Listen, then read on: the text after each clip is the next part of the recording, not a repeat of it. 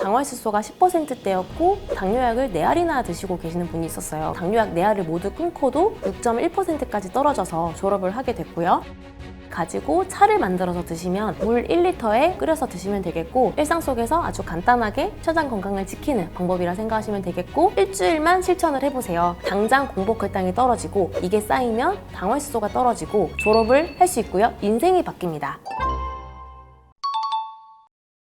췌장 회복을 돕는 음식 3가지 정리해 드릴게요. 첫 번째는 강황입니다. 강황에는 커큐민이라고 하는 항산화 물질이 굉장히 풍부한데요. 그러다 보니 췌장 베타세포가 손상되는 걸 막아주고 인슐린 분비 기능을 보호하는 데 도움을 줍니다. 그런데 이 강황은 따뜻한 성질을 가지고 있거든요. 그래서 평소에 내가 몸에 열이 많다거나 땀이 많다거나 이런 분들에게는 안 맞을 수가 있고, 평소에 나는 손발이 차다거나 몸이 좀 냉하다 이런 분들은 강황을 적극적으로 활용하시면 좋습니다. 체질도 굉장히 중요하거든요. 체질에 맞게 강황을 선택을 하시면 되고요. 강황을 드실 때는 강황 약재를 구에다가 차로 끓여서 드시는 방법도 있고요. 아니면 요새는 강황 가루도 많이 팔거든요. 강황 가루를 물에 타서 드시거나 우유에 타서 라떼 방식으로 드셔도 좋습니다. 그리고 강황 가루를 샐러드에 뿌려서 드시거나 요거트에 뿌려서 드시는 것도 좋고요. 제가 개인적으로 활용하는 방법은 밥을 지을 때 마지막에 강황 가루를 뿌려서 먹는 방법인데요. 맛도 괜찮고 향도 은은해서 먹기가 딱 좋습니다. 이렇게 하시면 강황을 잘 활용해서 드실 수가 있겠고요.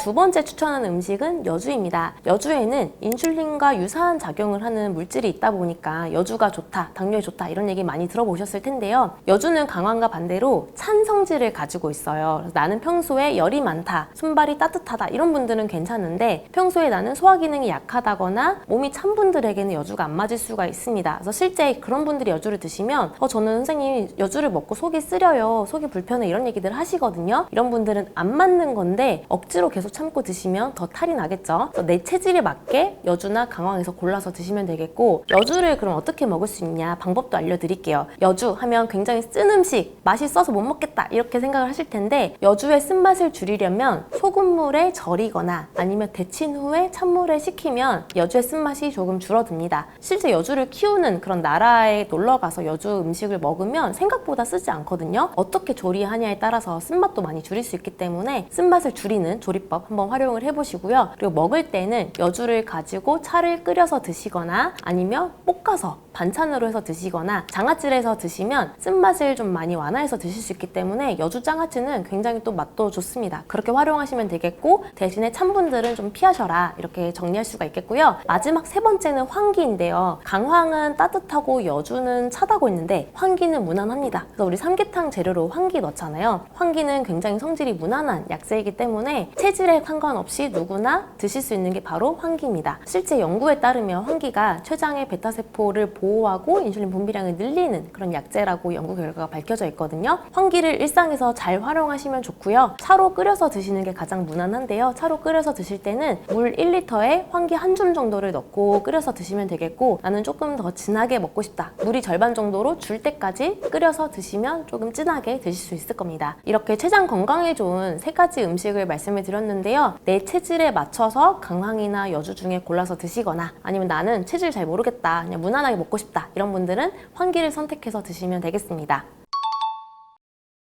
우선 채소에는 식이섬유가 많잖아요. 그러다 보니까 포도당 흡수를 늦추고 식후혈당이 좀 완만하게 올라가는 그런 효과가 있고요. 그리고 폴리페놀과 항산화 물질이 풍부하기 때문에 염증을 줄이고 혈관 건강에 도움이 돼서 결론적으로는 합병증 예방에도 도움을 줍니다. 실제 연구에서도 채소를 많이 먹은 사람들이 그렇지 않은 사람들에 비해서 인슐린 감수성은 더 높고 당화혈소 수치는 더 낮았다는 그런 연구 결과도 있거든요. 그래서 채소는 기본 중에 기본이기 때문에 다양한 채소, 다양한 색깔의 채소를 먹으려고 노력하시면 좋겠습니다. 채소가 기본 중에 기본이라고 말씀드렸지만 아무 채소나 다 괜찮다 이렇게 받아들이시면 안 되거든요. 우선 당뇨인이 알아야 할 분류법이 있어요. 채소에는 전분이 많은 전분성 채소와 전분이 적은 비전분성 채소가 있는데요. 전분성 채소는 뿌리나 열매에 해당하는 부분이 많고요. 그리고 먹었을 때 단맛이 나서 먹다 보면 포만감이 생기는 그런 채소입니다. 대표적으로 감자나 고구마, 단호박, 옥수수 이런 채소들이 전분성 채소인데, 얘네들은 혈당을 좀 많이 올리기 때문에 주의 주의를 하셔야 되겠고요. 그럼 반대로 당뇨인들이 안심하고 먹을 수 있는 비전분성 채소에는 뭐가 있냐? 바로 가지, 오이, 시금치, 브로콜리 이런 채소들이 있어요. 그래서 당뇨인들이 채소를 고를 때에는 아무 채소나 다 괜찮다 이게 아니라 비전분성 채소를 중심으로 먹으려고 노력을 하셔야겠고요. 그럼 전분성 채소는 어떻게 해야 되냐? 아까 말씀드렸던 감자나 고구마, 단호박 이런 채소들 경우에는 밥 양을 줄이고 대체해서 먹는 채소라고 생각하셔야 됩니다. 사실 채소라기보다는 탄수화물에 가깝다라고 생각을 하셔야 되고요. 그래서 먹고 싶다면 밥 양을 절반으로 줄이거나 아니 밥을 먹지 않은 상태에서 대체해서 먹는 그런 채소라고 생각을 하셔야겠고요. 실제 어제만 해도 어떤 환자분이 저 단호박 좋다고 생각해서 많이 먹었더니 혈당이 많이 올랐어요 이런 말씀을 하셨거든요. 감자나 고구마는 그래도 조금 아시는데 단호박은 또 의외로 잘 모르시기도 하더라고요. 단호박도 옥수수도 전분성 채소에 해당하기 때문에 혈당을 많이 올릴 수 있는 채소라서 주의를 하셔야겠습니다. 그러면 정말 먹고 싶은 경우에는 어떻게 해야 하냐 이렇게 궁금하실 텐데요. 우선 감자 같은 경우에는 삶았다가 식히면 저항전분이라고 하죠. 우리 저항전분 밥 일부러 만들어 먹기도 하듯이 삶았다가 식혀서 먹게 되면 저항전분이 많아져서 혈당 걱정을 좀 덜 하실 수 있다고 해요. 그래서 삶았다가 식혀서 먹으면 되겠고 껍질째 먹는 게 좋습니다. 고구마 같은 경우는 너무 오래 삶게 되면 젤라틴화 되기 때문에 혈당 지수가 더 올라가 버려서 혈당이 더 많이 올라가는 고구마로 바뀝니다. 그래서 고구마는 살짝 단단하게 익힌 정도로 삶는 게 가장 좋고요. 그리고 감자나 고구마를 먹을 때는 아까 말씀드렸던 것처럼 채소가 아니라 탄수화물이다 라고 생각을 하시고 밥량을 줄여서 드셔야 되겠고 거꾸로 식사를 조금 실천하면서 드시면 좋겠죠. 먹기 전에 내가 좋아하는 채소 한두 가지 먹고 그 다음에 삶은 달걀 한두 알 정도 먹고 그러고 나서 고구마나 감자를 밥을 줄여서 대체해서 드시면 그래도 혈당 걱정을 좀 덜 하면서 먹을 수 있는 그런 채소라고 생각하시면 되겠고요. 그리고 또 의외로 잘 모르시는 게 비트나 당근 같은 채소인 경우에는 삶으면 익히면 오히려 혈당이 더 많이 올라갑니다. 그래서 당근이나 비트 같은 채소는 생으로 드시는 게 가장 좋다고 생각하시면 되겠고요. 그리고 똑같은 채소를 드시더라도 좋은 성분을 더 많이 흡수할 수 있도록 드시는 게 좋잖아요. 그 방법을 알려드릴게요. 우선 채소는 기본적으로 생으로 드시거나 살짝 데쳐서 드시는 게 좋은데 왜 그러냐면 너무 익히거나 너무 삶아버리면 항산화 물질이나 비타민 같은 수용성 성분들이 손실이 되기 때문이에요. 그래서 생으로 먹거나 아니면 살짝 데쳐서 드시는 게 좋겠고 그리고 채소 안에는 지용성 성분도 있거든요. 이 지용성 성분의 흡수율이 좋아지려면 들기름에 묻혀서 먹으면 좋습니다. 살짝 채소를 데쳐서 나물 반찬을 할 때 들기름에 묻혀서 먹으면 채소 안에 있는 지용성 성분의 흡수율이 좋아지기 때문에 들기름을 활용해서 그렇게 드시면 같은 채소를 먹더라도 흡수를 굉장히 빠르게 좋게 해서 드실 수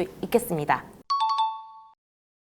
2018년 분당 서울대병원에서 연구한 건데요. 서양인들에 비해서 우리나라 정상인들이 췌장 크기가 12%가 작고 그리고 췌장의 기능도 36.5%나 떨어진다고 합니다. 이렇게 말씀드리면 많은 분들이 당연한 거 아니에요? 우리가 체격도 더 작잖아요 라고 하실 텐데 이게 연구가 같은 나이 그리고 같은 BMI를 대상으로 연구를 한 거예요. 무슨 말이냐면 비슷한 연령 그리고 같은 체격인 사람들을 비교를 했는데도 불구하고 췌장 크기가 작고 췌장 기능이 떨어진다는 거거든요. 그렇기 때문에 한국인의 경우에는 서양에 비해서 당뇨가 오기 쉽고요. 그리고 한 번 당뇨가 걸리면 악화되기가 쉽습니다. 이게 바로 한국형 당뇨의 특징이라고 생각하시면 되겠고 췌장 건강이 굉장히 취약하다 이렇게 생각하시면 되겠는데요. 또 이렇게 말씀드리면 많은 분들이 췌장이 한 번 나빠지면 건강이 한 번 나빠지면 회복할 수 없는 거 아닌가요? 라고 말씀하시는데 그렇지 않습니다. 저희가 실제 연구하고 진료를 해본 결과 췌장 기능이 떨어져서 인슐린 분비량이 적어졌음에도 불구하고 생활 습관을 개선을 하거나 필요한 경우에 환기 등의 약재를 가지고 만든 췌장을 개선해주고 인슐린 분비량을 늘려주는 그런 한약 처방을 하거든요. 그렇게 하는 경우에 췌장에서 인슐린 분비량이 정상 범위까지 회복되는 그런 경우들이 많기 때문에 췌장도 회복이 가능하다 이렇게 생각하셨으면 좋겠고요. 그럼 나는 췌장에서 인슐린 분비량이 얼만큼 나오는지 궁금하실 거잖아요. 그럴 때 해보셔야 하는 검사를 말씀드릴게요. 바로 C펩타이드라고 하는 검사입니다. 이건 혈액 검사로 간단하게 검사를 하실 수가 있는데 C펩타이드 검사를 통해서 나의 췌장에서 분비가 되는 인슐린 분비량을 아주 간단하게 검사하실 수가 있고요. 그런데 안타까운 거는 생각보다 췌장에서 인슐린 분비량이 부족한 분들이 많다는 겁니다. 당뇨가 오랜 분들이야 당연히 췌장이 무리해서 오랫동안 일을 했기 때문에 인슐린 분비량이 떨어져 있는 경우들이 많지만 이제 막 당뇨 진단받은 지 얼마 안 된 분들조차도 인슐린 분비량이 적어져 있는 경우들을 많이 보게 되는데요. 이런 경우에도 생활 습관을 개선을 하고 필요한 경우에는 환기 등의 약재들을 통해서 인슐린 분비량을 분비량을 늘릴 수가 있습니다. 몇 가지 생활 습관들을 간단하게 정리를 해드릴게요. 우선 췌장은 소화 효소도 만들어냅니다. 그렇기 때문에 우리가 밥도 먹고 간식도 먹으면 췌장이 도무지 쉴 시간이 없어요. 소화 효소를 계속 만들어야 되기 때문에. 그래서 밥은 먹고 가급적 간식은 안 먹거나 최소로만 먹고, 밥을 어느 정도 든든하게 먹은 다음에 간식을 안 먹는 습관을 가지셔야 밥을 먹을 때 췌장이 일을 했다가 간식을 안 먹으니까 췌장이 쉬고, 이렇게 췌장이 휴식을 주는 것, 이게 굉장히 중요하고요. 그리고 우리가 배가 아플 때 배를 이렇게 쓰다듬어 주잖아요. 마찬가지로 췌장은 흉추 7, 8번 부위에 위치를 하고 있기 때문에 이 부분을 직접적으로 자극을 해주면 췌장 기능을 개선해주는 데 도움을 줍니다. 그래서 직접적으로 마사지 해주는 방법이 폼롤러를 가지고 마사지를 해주거나 아니면 마사지 볼 같은 거, 요거를 대서 마사지 해주는 방법이 있고요. 평소에 어깨를 펴는 것만으로도 췌장을 건강하게 해주는 실천법이라고 생각하시면 되겠습니다. 그리고 아까 환기 얘기가 나왔는데, 세 번째로는 환기를 가지고 차를 만들어서 드시면 일상 속에서 아주 간단하게 췌장 건강을 지키는 방법이라 생각하시면 되겠고, 그런데 나는 만약 췌장 기능이 너무 떨어져 있다, 인슐린 분비량이 너무 저하돼 있어서 걱정이다, 이런 분들은 환기를 포함한 몇 가지 약재들로 구성된 한약 처방을 받는 것도 고려해 보시면 좋겠습니다. 췌장 건강이 왜 중요하냐면, 생각보다 췌장에서 인슐린 분비량이 부족한 분들이 많습니다. 예전 통계를 보면 인슐린 분비량이 부족한 분들을 1.5형 당뇨라고 하거든요. 인슐린이 충분한데 인슐린이 제대로 쓰이지 못해서 혈당이 안 잡히는 걸 인슐린 저항성 때문이라고 하는데, 인슐린 분비량 자체가 부족한 1.5형 당뇨가 생각보다 많고, 예전 통계에서는 15에서 20%라고 했는데 실제 진료를 하면서 검사를 보면 체감상 30-40% 정도 됩니다. 그래서 인슐린 분비량이 부족한 분들이 굉장히 많고, 이런 분들이 방금 말씀드렸던 이런 생활관리나 아니면 음식을 활용하신다면 인슐린 분비량이 늘어나는 데 도움이 되실 거예요. 실제 아까 말씀드린 췌장 기능 회복을 돕는 생활관리법들, 그리고 췌장 기능 회복을 돕는 음식들을 잘 활용을 하시면 췌장에서 인슐린 분비량이 실제로 늘어납니다. 실제 기억나는 분이 있는데요. 한의원에 오셨을 때 당화혈수소가 10%대였고 당뇨약을 4알이나 드시고 계시는 분이 있었어요. 그런데 이분의 인슐린 분비량이 굉장히 적은 상태였습니다. 정상 범위보다 한참 떨어지는 그런 숫자였고, 숫자로는 시펩타이드 수치가 0.52였거든요. 1 이상은 돼야 되기 때문에 췌장에서 인슐린 분비량을 늘려주는 환기를 비롯한 약재들을 처방을 해드리면서, 이분이 소화 기능이 약하고 간 기능이 약하기 때문에 이런 부분을 개선해주는 치료를 병행을 했더니 당화혈수소는 당뇨약 4알을 모두 끊고도 6.1%까지 떨어져서 졸업을 하게 됐고요. 그리고 인슐린 분비량도 시펩타이드 수치가 0.52에서 1.2까지 올라서 췌장 기능도 회복된 그런 사례가 있었습니다. 그래서 당뇨를 졸업을 하려면 생각보다 많은 분들이 인슐린 분비량이 부족한 상황이기 때문에 혈당 수치만 단순히 낮추는 게 중요한 게 아니라 췌장 기능 회복이 돼서 인슐린 분비량이 늘어나는 그런 관리법과 치료도 병행을 하셔야 하기 때문에 평소에 시펩타이드 검사도 해보시고 혈당 수치랑 더불어서 인슐린 분비량을 늘리는 생활법과 그리고 치료도 꼭 고려를 하시고 병행을 하셔야겠습니다. 당뇨는 평생 관리해야 하는 병이 아닙니다. 반드시 졸업해야 하는 병입니다. 실제 연구를 보면 당뇨를 단 한 번 졸업하는 것만으로도 콩팥, 신장질환 발생 위험률은 33%가 줄어든다는 연구 결과가 있습니다. 그리고 실제 당뇨를 졸업하는 분들이 혈당 수치만 낮아지는 게 아니라 평소에 있었던 두통이나 속쓰림이나 불면이나 이런 전반적인 재반 증상들이 같이 호전이 되거든요. 같이 좋아지기 때문에 당뇨를 졸업하신 분들이 이구동성으로 말씀하시는 게, 당뇨를 졸업하고 나서 오히려 더 건강해졌다, 나는 당뇨가 있기 전보다 훨씬 더 건강한 상태가 되었다, 이렇게 말씀을 해주십니다. 그 시작은 거창할 필요가 없습니다. 오늘 말씀드린 수많은 내용들 중에 딱 하나라도 일주일만 실천을 해보세요. 당장 공복 혈당이 떨어지고, 이게 쌓이면 당화혈수소가 떨어지고 졸업을 할 수 있고요. 인생이 바뀝니다. 우리나라 600만 당뇨인들이 모두 당뇨를 졸업하는 그날까지 저 또한 함께 연구하고 진료하며 노력하겠습니다. 한의학적 치료에 대해 궁금하거나 도움이 필요하시다면 당부만의원으로 문의주세요. 감사합니다. 두세 명꼴 중에 한 명이 당뇨라는 거거든요. 우리의 췌장이 버티지 못하고 있는 거죠. 건강한 줄 알고 맘 놓고 먹었는데 알고 봤더니 배신과 같은 식품인 거예요. 첫 번째로 이런 것들은 혈당을 급격하게 올리고 인슐린 저항성을 만들고 당뇨를 유발합니다. 과일은 건강한 식품인 거 아니에요? 아니에요. 튀김보다 더 나쁠 수가 있어요. 제가 말씀드린 이 5가지만 잘 지켜주셔도 진짜 당뇨 걱정은 하실 필요가 없어요. 안녕하세요. 지식의 맛 시청자 여러분. 저는 딸같은 한의사 진강 채널을 운영하고 있는 한의사 김진강입니다. 건강한 줄 알았는데 의외로 당뇨에 너무너무 안 좋은 그런 것들을 제가 알려드리려고 해요. 첫 번째로 곡물빵입니다. 무슨 소리 하시는 거예요? 곡물빵은 당뇨에 너무너무 좋은 식품이잖아요. 네, 위장한 정제 탄수화물일 수 있어요. 곡물빵, 건강빵, 당뇨 환자용 이렇게 되어 있어서 사서 먹었는데 혈당 오르신다고 하시는 분들이 되게 많거든요. 곡물빵, 건강빵, 당뇨 환자용 이라고 적혀 있어서 마음 놓고 먹었는데 혈당이 너무 올라서 이게 뭐냐 하시는 분들이 굉장히 많아요. 바로 위장한 정제 탄수화물일 수 있습니다. 알고 보면 곡물은 6%에 정제된 밀가루가 94% 이런 것도 있고요. 색깔이 통밀색인데 알고 봤더니 카라멜 색소나 설탕으로 이렇게 착색한 그런 경우도 있어요. 건강한 줄 알고 맘 놓고 먹었는데 알고 봤더니 배신과 같은 식품인 거예요. 이런 것들은 혈당을 급격하게 올리고 인슐린 저항성을 만들고 당뇨를 유발합니다. 그리고 곡물 그래놀라, 곡물 시리얼인 경우에도 설탕, 포도당, 시럽 이런 것들이 첨가된 경우가 많아요. 이런 것들은 그냥 디저트입니다. 항상 우리 이런 빵을 드실 때도 영양 성분표 이런 거 잘 확인을 하셔야 되고요. 통곡물 90%가 넘는 진짜 당뇨에 좋은 걸 찾아 드셔야 돼요. 당뇨인들에게 정말 설탕보다 위험한 건 바로 방심입니다. 건강해 보이는 것들을 주의하세요. 그리고 두 번째, 과일 주스입니다. 과일은 건강한 식품인 거 아니에요? 아니에요. 튀김보다 더 나쁠 수가 있어요. 우리 과일 주스는 갈아내는 과정에서 섬유질이 파괴되고요. 당이 그대로 농축되어 있습니다. 당을 급속도로 올리고 인슐린이 확 분비되고 인슐린 저항성이 생겨요. 그리고 과일에는 포도당 말고도 뭐가 있어요? 과당이 많이 있죠. 이 과당은 간에서만 대사가 되거든요. 그래서 많이 드시게 되면은 지방으로 바뀌어서 지방이 축적돼서 지방간도 일으킬 수 있어요. 그래서 과일을 드실 때는 과일 주스로 드시지 마시고요. 항상 섬유소와 함께 꼭꼭 씹어서 드세요. 또 너무 단 과일보다는 블루베리, 아보카도, 자몽 이런 저당 과일들을 드시는 게 좋아요. 그리고 마지막으로 세 번째, 술입니다. 술은 당뇨의 독이에요.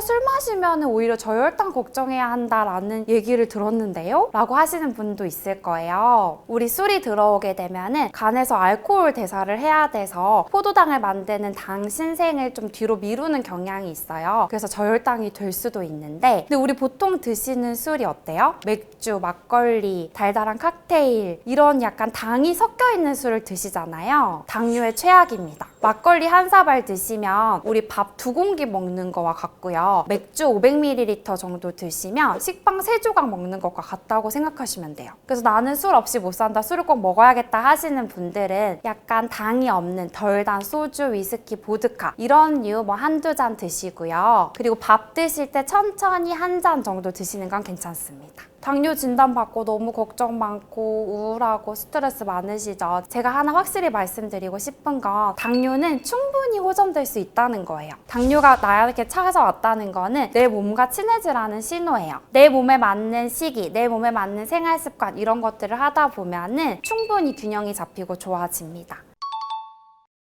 일단 당뇨병은요, 단순히 혈당이 올랐다 이것뿐만이 아니라 나중에 이 고혈당이 지속되었을 때 눈이라든지 심장, 신장, 혈관 모든 곳에 합병증을 일으킬 수 있는 전신적 질환이란 말이에요. 그래서 제가 생각할 때 당뇨에 있어서 최고의 음식은 혈당 조절도 해주면서 이런 합병증까지 관리해주는 음식이라고 생각을 해요. 그래서 제가 오늘 당뇨에 좋은 최고의 음식 3가지를 추천드릴 건데요. 그 중에서 첫 번째는 귀리예요. 귀리는 GI 지수, 혈당 지수가 굉장히 낮고요. 그리고 베타글루칸이라는 수용성 식이섬유가 풍부해요. 혈당을 천천히 오르게 해주고 우리 몸에 나쁜 콜레스테롤을 낮춰서 심혈관 질환을 예방해줍니다. 혈당을 튀지 않게 관리해주고 과식을 막아주면서 포만감을 느끼게 해줘요. 이 귀리를 어떻게 먹으면 되냐? 하루에 30에서 50g, 한 반컵 정도를 드시면 되는데요. 아침 공복이나 간식 대용으로 끓여서 드시는 거예요. 근데 제가 여기서 팁으로 드릴 거는 귀리죽을 끓이면서 우리 아몬드를 조금 부셔 넣고 계피 한 꼬집 이렇게 넣어주시면 혈당 안정시키는 3콤보가 됩니다. 우리 아몬드는 좋은 지방과 단백질로 이루어져 있잖아요. 탄수화물이 몸에서 천천히 흡수되게 합니다.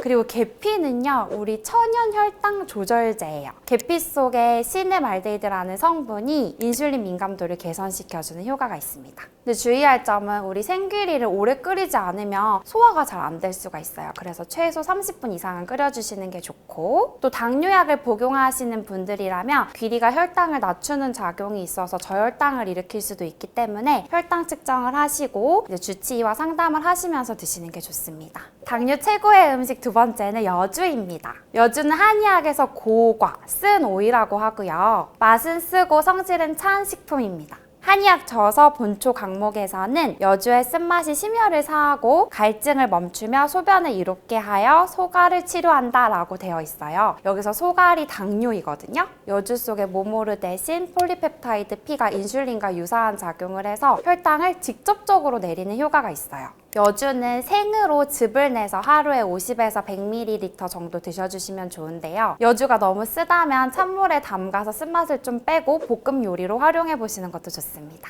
그래서 이 여주즙을 식전 30분 정도에 드시면은 식후 혈당이 올라가는 걸 막을 수가 있어요. 여주 드실 때 주의하셔야 할 점은 위장이 약하거나 몸이 찬 분들, 특히 약간 소음인 분들은 먹고 나서 설사나 복통이 일으킬 수 있으니까 조심하셔야 되고, 우리 임산부들한테 너무 찬 성질의 약을 쓰게 되면 자궁을 수축시키고 기혈 순환을 막을 수가 있어요. 그래서 임산부는 복용하시면 안 됩니다. 제 환자분 중에 우리 당뇨 전 단계 40대 남자분이 계셨는데 이분이 여주즙을 하루 한 잔씩 2달 정도 드셨었어요. 그래서 공복 혈당이 115에서 98까지 내려간 사례가 있어요. 처음에는 이분이 여주즙이 너무 쓰고 해서 설사도 하시고 좀 힘들어 하셨는데 식전에 먹던 걸 식후로 바꾸고 양을 조금 줄였더니 괜찮아지셨었어요. 마지막으로 세 번째는 뽕잎입니다. 한약재로 상엽이라고 하는데요. 한의학에서 이 상엽은 폐열을 내려주고 갈증을 먹게 하고 혈당을 내리는 작용을 한다라고 하고 있어요. 현대 연구에서는 이 뽕잎 속에 DNJ라는 성분이 탄수화물 분해 효소를 억제해서 식후 혈당이 강하게 올라가는 것을 막아준다라고 하고 있습니다.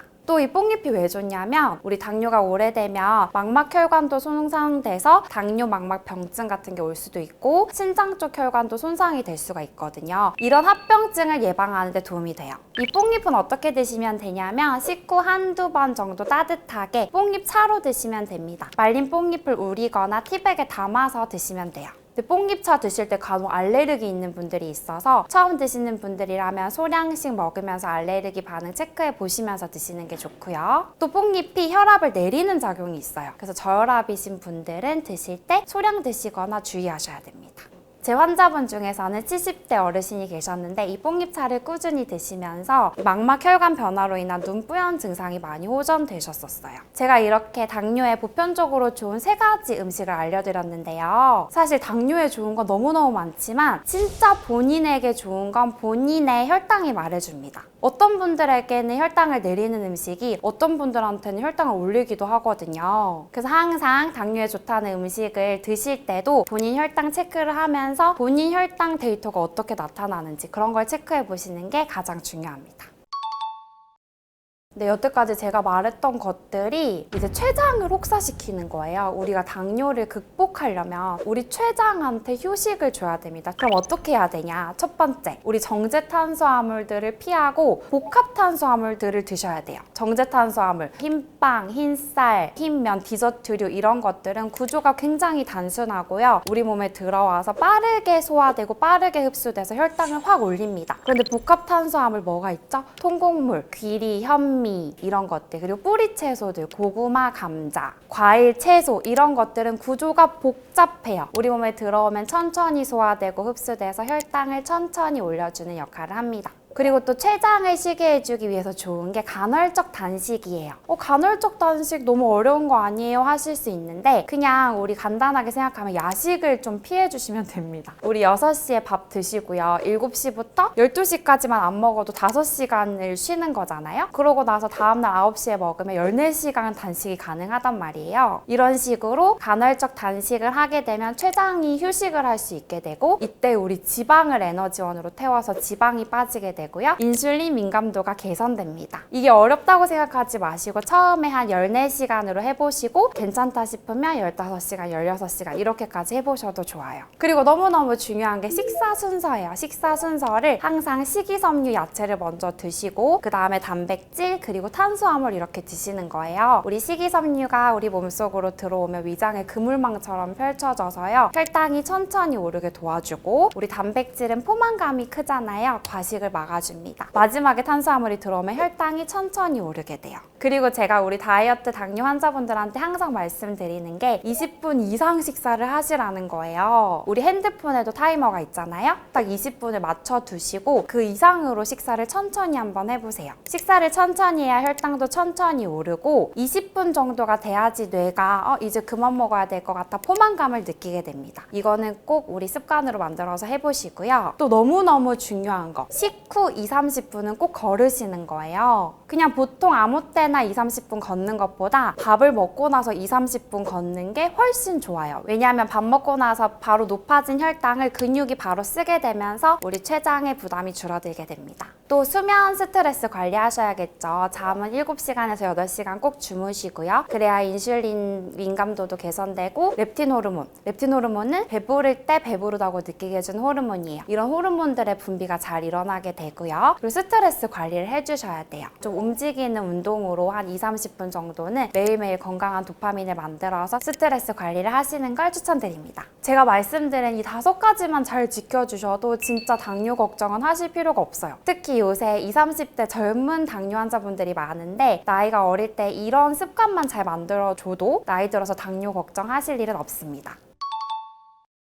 당뇨병 환자가 500만 명, 그리고 당뇨 전 단계 환자가 1,500만 명. 그래서 총 2천만 명이 당뇨 고위험군 환자분들인데요. 이 정도면 거의 2-3명꼴 중에 1명이 당뇨라는 거거든요. 이게 정말 심각한 문제인데 당뇨가 이렇게 문제가 되는 이유 중에 가장 큰 이유는 우리가 정제 탄수화물들을 너무 극단적으로 먹고 있다는 거예요. 우리가 요새 먹고 있는 배달 음식들이라든지 편의점에서 먹을 수 있는 간편식들도 너무너무 정제 탄수화물 들로 이루어진 것들이 많습니다. 이런 정제 탄수화물들은 섬유질은 많이 없으면서 혈당을 급격하게 올려서 인슐린 저항성을 만들고 당뇨를 야기하게 되는 거예요. 뿐만 아니라 너무 무분별한 당분 섭취라고나 할까요? 평소에 달달한 커피 너무 많이 드시고 탄산음료, 과일 주스, 디저트 이런 것들 너무 많잖아요. 그리고 야식이라든지 술이라든지 패턴 무너진 식사로 인해서 비만 환자들이 되게 많아요. 우리 보면 다 마르고 우리나라에 비만 없는 것 같은데요 하실 수 있는데 알고 보면 마른 비만이 굉장히 많습니다.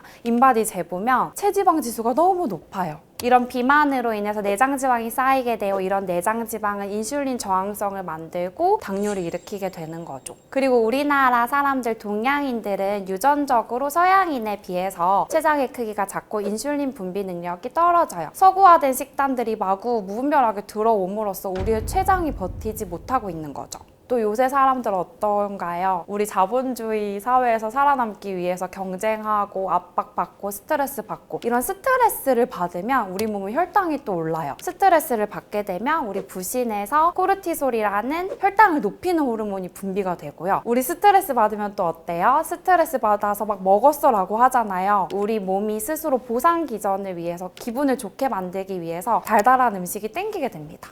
그리고 우리 현대인들 너무 바쁘고 치열하게 살아가잖아요. 시간도 없고 운동도 부족하고 수면도 부족하고 이런 것들이 당뇨를 일으킬 수 있고 또 고령화 사회가 되면서 대사성 질환들은 증가하게 되고 또 이제 젊은 분들도 건강에 관심이 많아지면서 이제 검진을 자주 받고 조기 발견하게 되는 경우가 많은 것 같아요. 제가 운영하고 있는 딸같은 한의사 진강 채널에서도 이런 당뇨로 고생하시는 분들께 좋은 정보들 매일매일 잘 올리고 있으니까 꼭 와서 도움 받으셨으면 좋겠어요. 혈당 조절에는 큰 의미가 없습니다. 당뇨의 원인을 해결해 줘야 되는데 전부 다 증상에만 포커스가 되어 있습니다. 가장 핵심이 되는 것은 혈관과 바로 혈액입니다. 이거를 원인을 해결하기 위해서는 꼭 먹어줘야 하는 채소가 있는데 당뇨 환자들에게 가장 권장하는 집은 바로 혈관의 염증을 해결해주고 혈액 안에 쌓인 지방들을 청소해주는 역할을 합니다. 당뇨의 원인을 파악하고 그 원인을 해결할 수 있는 가장 빠르고 효과적인 방법입니다. 당뇨에 있어서 혈당 수치가 중요하지 않는 이유는 혈당은 당뇨의 증상이기 때문에 그렇습니다. 우리가 당뇨라는 질병을 보면은 증상이 있고 원인이 있습니다. 이 고혈당은 당뇨의 증상입니다. 그렇다면 우리가 생각해 봐야 될 거는 왜 고혈당이 됐는지를 생각을 해봐야 되는데, 우리가 식사를 하잖아요. 식사를 하면은 이 식사가 위에서 위산과 섞이고 소화가 돼서 소장으로 흘러갑니다. 위에서 소장으로 내보낼 때는 포도당으로 바뀐 상태로 내보내지게 됩니다. 이 포도당이 우리 소장에서 흡수가 돼서 간으로 올라갑니다. 간은 이 포도당을 인체에 분배하고 저장하는 일을 하는 게 간이 하는 일입니다. 그래서 간은 혈당에 한 90 정도의 포도당을 흘려보내고, 간에는 글리코겐이라는 지방의 형태로 한 100 정도 보관을 하고, 또 우리 피하 지방에 또 100 정도 보관을 하는 게 우리 간이 하는 일입니다. 간의 기능이 충분하다면 이 일에 전혀 문제가 없어서 혈중 혈당이 한 90 정도로 계속 유지가 됩니다. 그런데 간에 문제가 생기기 시작을 해요. 간 기능이 안 좋아졌어요. 간이 적절하게 저장하지 못하고, 간에 저장해야 될 혈당을 100 저장해야 되는데 80 저장하고, 피하 지방에 100 저장해야 되는데 80 저장하면은 40이라는 혈당이 우리 혈중으로 흘러 들어가게 돼 있어요. 그러면 90 더하기 40은 130입니다. 이거는 당뇨라는 겁니다. 당뇨의 시작은 간 기능이 떨어지면서부터 일어난다고 봐야 됩니다. 이렇게 간 기능이 떨어지면은 우리 인체는 인슐린이라는 호르몬을 써서 간에게 명령을 내립니다. 인슐린은 저장 호르몬입니다. 그래서 췌장에서 인슐린을 만들어서 이제 간한테 명령을 내려요. 야, 빨리 저장해라, 제대로 저장해라. 하지만 간의 세포들이 벌써 기능이 떨어졌기 때문에 이 인슐린을 갖다 쓰지를 못합니다. 이걸 우리는 인슐린 저항이라고 얘기를 합니다. 이걸 이제 당뇨 전 단계라고 얘기를 하죠. 하지만 여기서 멈추지 않고 우리가 계속해서 간뿐만 아니라 췌장으로 가는 혈액순환이 떨어져서 췌장 세포까지 제대로 일을 하지 못하면 이제 인슐린을 만들어내지 못하게 됩니다. 그러면 이제는 이거는 인슐린 저항이 아니라 인슐린 저하입니다. 이제 인슐린을 만들어내지 못하기 시작한다는 겁니다. 이렇게 되면 문제는 점점 더 심각해집니다. 우리 인체는 모든 혈관이 전부 다 연결이 되어 있습니다. 처음에는 간으로 가는 혈관이 막혀서 혈액순환이 잘 안 돼서 간세포의 기능이 저하가 되고, 나중에는 췌장의 세포의 기능이 저하가 돼서 인슐린을 만들지 못하면은 여기에서 끝나는 것이 아니라 이제는 다른 미세혈관들을 막고 대혈관을 막으면서 각종 합병증이 나타나게 됩니다. 그러면은 이게 원인이면은 우리는 간을 튼튼히 하고 췌장을 튼튼히 해서 당뇨의 원인을 해결해 줘야 되는데, 이거는 가만 놔두고 전부 다 증상에만 포커스가 돼 있습니다. 계속해서 당뇨를 혈당 관리만 하게 됐을 때, 최근에 나온 연구 자료를 보면은 고려대학교 의과대학에서 나온 자료인데, 만성 심부전 환자 중에서 70% 이상이 당뇨 환자고요. 그리고 이거는 삼성서울병원에서 나온 논문인데, 철저한 혈당 조절과 철저한 혈압 조절을 한다 하더라도 오히려 미세혈관 합병증과 대혈관 합병증은 점점 증가하는 추세에 있다고 보고하고 있고요. 또 이거는 2016년도 연구 결과인데, 우리나라에서 제2형 당뇨를 가진 사람들을 1074명을 우리가 한 10년 동안 추적한 결과, 그 중에서 87.4%가 합병증에 걸렸다는 연구 결과입니다. 또 다른 연구는 미국에서 나온 연구인데, 혈당 관리가 잘 안 되는 사람들을 다시 혈당 관리를 철저하게 했을 때 미세혈관 합병증과 대혈관 합병증에는 변화가 없었다는 것을 보고하고 있습니다. 아무리 우리가 혈당 조절을 해도 질병은 진행이 될 수밖에 없고, 우리가 당뇨가 무서운 이유는 고혈당이 무서운 게 아니라 합병증이 무서운 거예요. 합병증을 예방하기 위해서 혈당을 조절하는데, 그 혈당 조절을 아무리 해도 합병증이 온다면은 혈당 조절에는 큰 의미가 없습니다. 그렇기 때문에 당뇨 환자들은 질병의 증상인 혈당 조절보다는 원인을 치료하기 위해서 더욱더 노력을 해야 됩니다.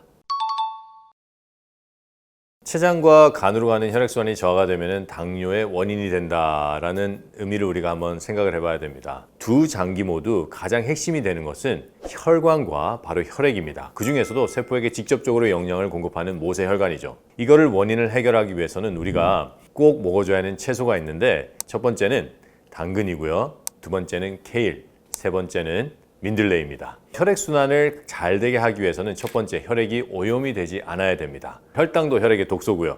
활성산소도 혈액의 독소고, 석회질도 혈액의 독소입니다. 이러한 독소들을 가장 효과적으로 해결해 줄 수 있는 해독인자가 바로 당근과 케일과 민들레에 있는 칼슘입니다. 이 세 가지 채소는 채소들 중에서 가장 칼슘이 풍부합니다. 그래서 혈액의 오염을 해결해 줍니다.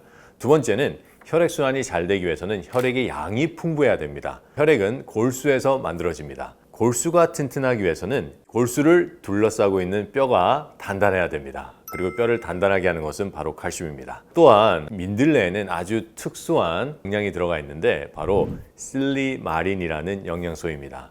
이 실리마린은 간에 대한 친화력이 아주 강합니다. 죽어가는 간세포를 살리고 간이 독소에 맞춰서 싸울 수 있는 저항성을 키워주고요. 간의 기능 저하와 췌장의 기능의 저하로 오는 당뇨를 회복하기에는 아주 좋은 채소들입니다. 시중에서 구입해서 먹을 수가 있습니다. 그래서 청림원이나 이러한 사이트에 들어가셔서 충분히 구매할 수 있고요. 민들레는 두 가지 민들레가 있는데 하얀 민들레와 노란 민들레가 있습니다.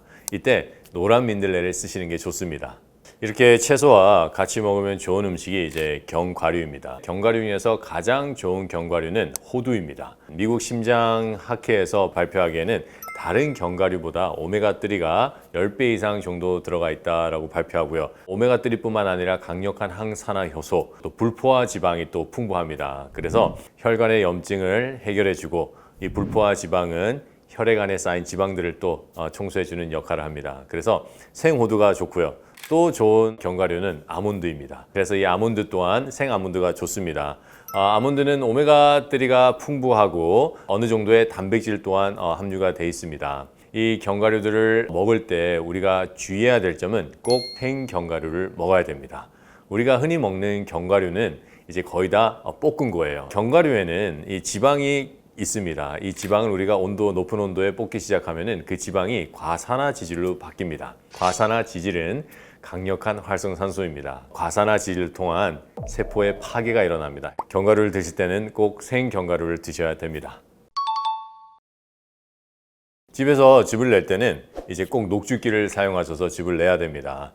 이 녹즙기 자체에 환경 호르몬, 즉 플라스틱이나 이런 여러 가지 환경 호르몬이 없는 녹즙기를 써야지 우리가 건강에서 최대의 이점을 가질 수가 있습니다. 이제 집에다가 견과류를 넣는 방법은 당근과 견과류를 이렇게 해서 즙을 만들어도 되고 또는 당근과 씨앗을 해서 같이 만드는 것도 아주 좋은 방법입니다. 하지만은 한 가지 이제 유의할 점이 있는데 섬유질이 있어요. 섬유질이 있는 즙은 식사 시간 때 식사와 같이 먹어야 됩니다. 식사 공복이나 이렇게 먹게 되면은 섬유질이 있기 때문에 간과 위가 일을 해야 되고 그거는 간식이 되고 간식은 우리 소화기에 해롭습니다. 당뇨 환자들에게 가장 권장하는 즙은 바로 민들레 즙입니다. 아까 제가 설명드렸던 당근과 케일과 민들레를 즙으로 내는 건데 당근이 한 반 정도 들어가고 케일이 한 30% 그리고 민들레가 한 20% 정도 되는 비율로 즙을 만들어서 한 200cc 정도 즙을 냅니다. 즙을 먹을 때는 섬유질을 다 제거해야지만이 소화기가 다시 또 일을 하지 않고 그 안에 있는 영양을 효과적으로 흡수할 수가 있습니다. 공복에 한 1시간 전에 드시면 좋습니다. 특히 아침에 일어나서 아침 먹기 전에 먹으면 아주 좋습니다. 채소를 가장 간편하고 똑똑하게 섭취하는 방법은 왜 우리가 채소를 먹는지에 대해서 한번 생각을 해보면 좋습니다. 우리가 채소를 먹는 목적은 바로 비타민, 미네랄, 효소 섭취입니다. 또 섬유질이 있습니다. 이 섬유질은 아주 좋은 영양입니다. 우리의 장에 아주 좋은 유익균을 공급해 주고요.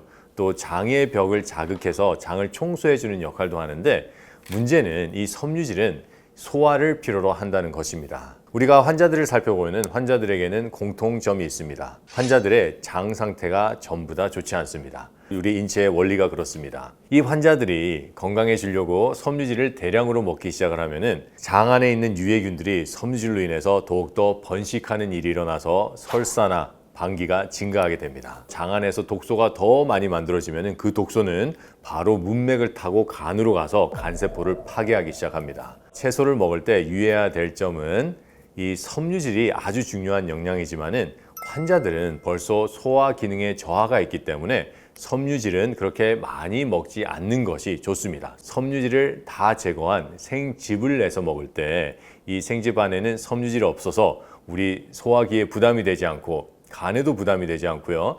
하지만 그 안에 있는 영양소, 비타민, 미네랄, 효소, 즉 인체의 신진대사에 필수인 영양소를 대량으로 섭취해서 질병을 예방하고 또 개선해 나가고 회복하는데 아주 효과적인 방법으로 먹을 수가 있습니다. 생채소를 먹을 때 이제 기생충을 걱정하시는 분들이 있습니다. 저희들이 여러 가지 연구를 해봤습니다. 세계 유수의 학회들에서도 여기에 대해서 어느 정도의 논문들도 있고요. 문제점은 잘못된 이 이해와 인식이 있습니다. 생채소에는 기생충이 없습니다. 어떠한 균도 직접적으로 있지가 않습니다. 하지만 가끔 가다가 생채소에서 기생충이 나왔다, 또는 생채소에서 살모넬라 균이 나왔다라는 보도를 보신 적이 있을 겁니다. 이거는 어떠한 경우로 됐냐면은 살모넬라 균이나 기생충이 있는 것들을 만진 손이나 이런 것들이 다시 생채소를 충분히 손을 씻지 않고 그대로 기생충이나 이런 걸 만진 것들로 생채소를 이렇게 만졌을 때 옮아온 것입니다. 생채소를 세척하실 때 이제 하버드에서 한 연구가 있어요. 생채소를 그냥 물에 한 2, 3분 정도 담궈놨다가 흐르는 물에 한 2-3번 정도 린스를 한 거예요. 헹궈주는 겁니다. 그리고 또 다른 연구는 베이킹소다 거기에다가 담궈놨다가 똑같은 방법으로 린스를 한 방법이 있고요.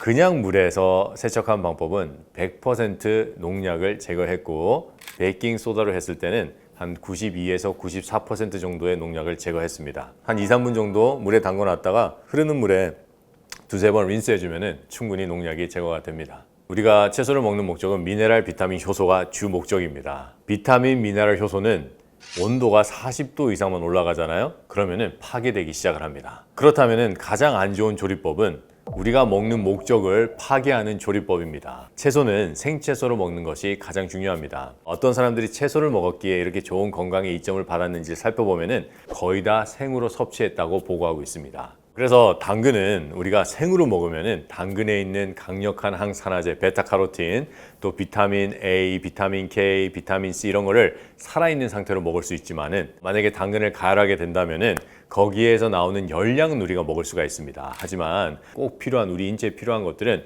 거의 다 파괴되게 됩니다. 당뇨는 원인을 해결해야지 합병증에 걸리지 않습니다. 혈당만을 조절해서는 합병증에 걸릴 수밖에 없습니다.